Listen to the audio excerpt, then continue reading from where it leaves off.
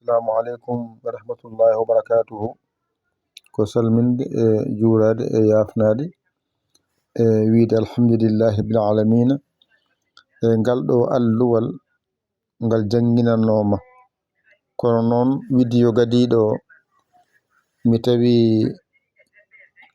to bange ci ci ic i cic ci ɗon to les ɗo mami ɗon ko uji gandon ko fujande gandira noon paamiron noon wadde pewni ton ɗum wonno ko video so waɗi tan gasi wawata momtade wadde kalɗo ɗum yahno jangirno nono yo andu ɗon ko saggere kadi jangguinde ngal ɗo alluwal laawol gotol dow banggue men ñaamo adi toon ko ca les ca les acc les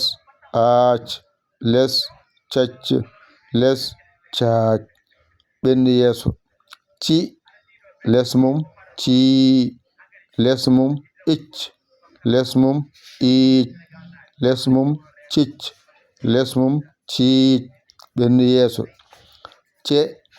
les mum cee les mum ecc les mum eecc les mum cecc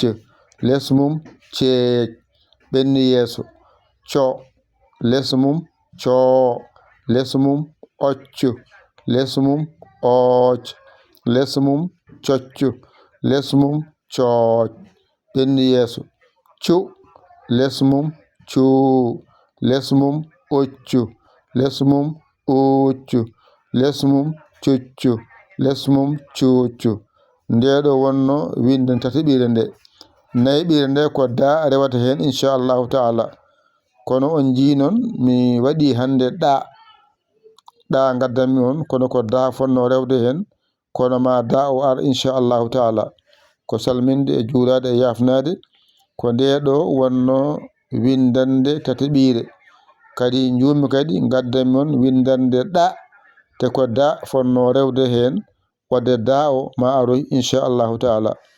oɗon gacca hakke ko musidɗo mon guiɗo mon saabu Allah Yaya Ly Kola Sénégal alhamdulillahi rabbil alamin on jarama wa salam.